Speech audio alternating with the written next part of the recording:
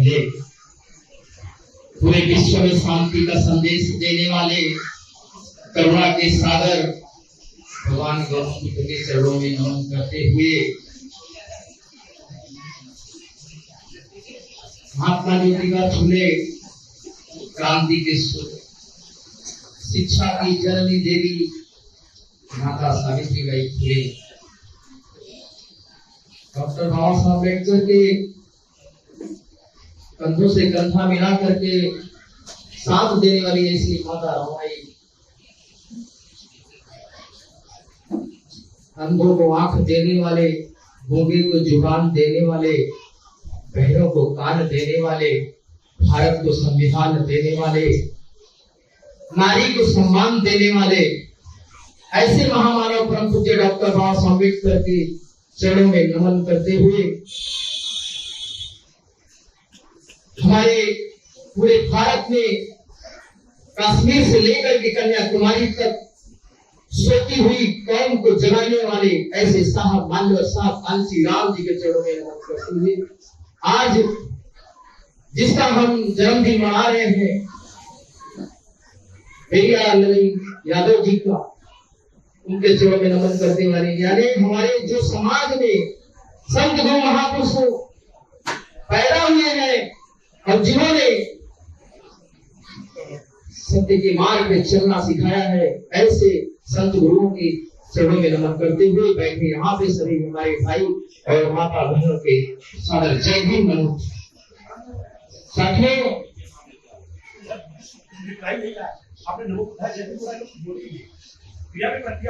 बिल्कुल सही, जब से हम दान और प्रदान नहीं करेंगे तब से हमारे यानी जय भीम नमो बुद्धाय ये आवाज होनी चाहिए। ये अगर ये हम नारा देते हैं तो हमारे जो अंदर के जो सेल्स हैं वो जिंदा हो जाते हैं, अगर वो जिंदा होते हैं तो हमारे महापुरुष जिंदा होते हैं। तो साथियों में ज्यादा समय न लेते हुए मोहल्ला की जो माइक दिए हैं विश्वकर्मा, जो आज आने वाले जो 17 सितंबर है, मैं बात करता हूँ कि रामचरित्र स्वामी जी का जन्मदिन है 17 सितंबर।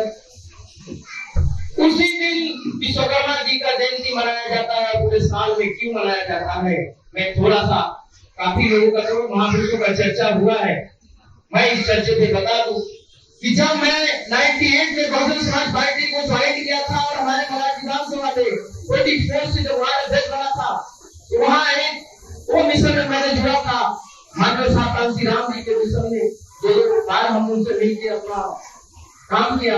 तो वहाँ है कि हमारे यहाँ पे जो आए हैं कि जो हमारे नाव बोलते हैं, सामाजिक बोलते हैं, उन्होंने हमको डॉक्टर बाबा साहब अम्बेडकर को बताया, महात्मा ज्योतिबा फुले को बताया, मानव कांची राम साहब को बताया, छत्रपति साहू जी महाराज को बताया। और जब उन्होंने उनकी जीवनी को बताया तो जब महात्मा ज्योतिबा फुले का इतना बड़ा अपमान हुआ, एक ब्राह्मण था, ब्राह्मण उनका दोस्त था, वो अपने शादी में उनको निमंत्रण दिया था, आमंत्रित किया था, और वहां जाने के बाद जब उनका जो अपमान हुआ, उस अपमान हमको जब बताया गया तो उन्होंने कहा इस महापुरुष ने हमारे, अगर ओबीसी समाज से माता ज्योतिबा फुले हैं तो ओबीसी समाज से हम भी हैं। जब उनका अपमान हुआ है तो हमारा अपमान हुआ है, इस अपमान का बदला कौन लेगा? तो हमने कहा इस अपमान का बदला हम लेंगे। जिस बात का अपमान होता है उस बात के अपमान का बदला उसका बेटा लेता है, तो उस अपमान का बदला मैं लूंगा, कोई ले या ना ले। हर समय आगे बैठे, आज भी हम आगे बैठे मौका दिया, हम हर समय आगे बैठते थे, हम जब पढ़ाई करते थे तो भी आगे बैठते थे, स्कूल में बच्चे नहीं जाते थे, पहले मैं जाता था, झाड़ू मारता था, चढ़ाई लगाता था, बिछाता था, आगे बैठता था। वहां पर एक ब्राह्मण आता था जो चपरासी रहता था, मेरा कान पकड़ करके बोला तू पीछे बैठेगा, तू पढ़ के आगे क्या करेगा, है तो लगाइए छीलना, है तो लहर फेंकना। साथियों मैं बता दूं, मुझे पढ़ने नहीं दिया, पीछे दिया, जब बाबा साहब की जीवनी पढ़ा उन्हें भी पीछे बैठाया जाता था, उन्हें पढ़ने नहीं दिया जाता था।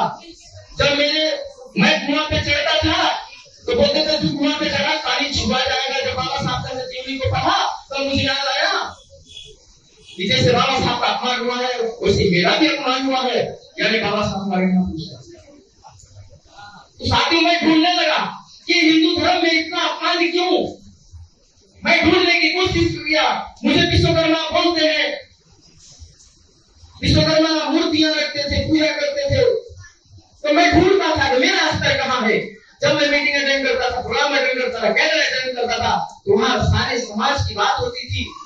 हमारा जगह कहाँ है, हिंदू धर्म में हमारा जगह कहाँ है, ये बार बार मुझे ढूंढने को मजबूर करता था। तो यही सवाल उनके पैदा आता हुआ वहां पे कि भाई विश्वकर्मा, जब हमने विश्वकर्मा पुराण को पढ़ा, ढूंढ रहा था कि हमारा जगह कहाँ है। हमने जब विश्वकर्मा पुराण को पढ़ा तो वहां ब्रह्मा जी का दमाद बताया गया। विश्वकर्मा जी को हमने कहा कि विश्वकर्मा जी को दमाद बताया गया, तो मैं भी विश्वकर्मा हूँ, मुझे क्यों नहीं दमाद बनाया गया। दूसरी बात दोस्तों ये मैं ढूंढ रहा, अगर मुझे विश्वकर्मा बना दिया गया हिंदू धर्म में, पुराण में जो है कि हर जगह बनाया गया है, तो ये विश्वकर्मा के पास 4 हाथ है, तो हमारे पास क्यों नहीं साथियों। मुझे बार बार दोस्ता आज भी ढूंढता, मैं आज भी ढूंढता हूँ, आज भी लोगों से बात करता हूँ कि मुझे या तो विश्वकर्मा हम है वो नहीं, या वो है हम नहीं, ये हमें फाइनल करना पड़ेगा साथियों। तो मैं ढूंढ रहा हूँ, आज भी ढूंढ रहा हूँ, कोई विद्वान हो, कोई ब्राह्मण हो, कोई भी हो, बताए हमको। हमें विश्वकर्मा जाति तो दे दिया गया, लोहा जाति तो दे दिया गया, लेकिन हमारा स्तर कहाँ है हिंदू धर्म में, वो मैं आज भी ढूंढ रहा हूँ। आज भी कोई बताने के लिए राजी नहीं है। तो साथियों मैं ज्यादा समय न लेती हूँ, आज मैं बता दूं कि जो भी ये चर्चाएं चल रही थी, हमारी बेटी भी 12वीं कर ली है और एमबीबीएस की तैयारी कर रही है, नीट का एग्जाम देने वाली है। कोई पूछे ना पूछे, मैं बेटी से मैंने पूछा कि आज तुम 18 साल की हो गई हो और 18 साल की जब हो गई हो, 18 साल से बाहर कर गई हो, तो मैं तुम्हारा पापा नहीं हूँ, तुम्हारा एक मित्र हूँ, तुम्हारा फ्रेंड हूँ। तुम्हारा शादी, ये भारत का संविधान कहता है कि जो 18 साल से ऊपर हो जाता है अपने बारे में अपना निर्णय खुद ले सकता है। ये संविधान कहता है, अरे संविधान को मैं मानता हूँ, संविधान को फॉलो करता हूँ, बाबा साहब के बताए हुए मार्ग पे चलता हूँ। इसलिए हमारा कर्तव्य बनता है जो आप कौन सा हो।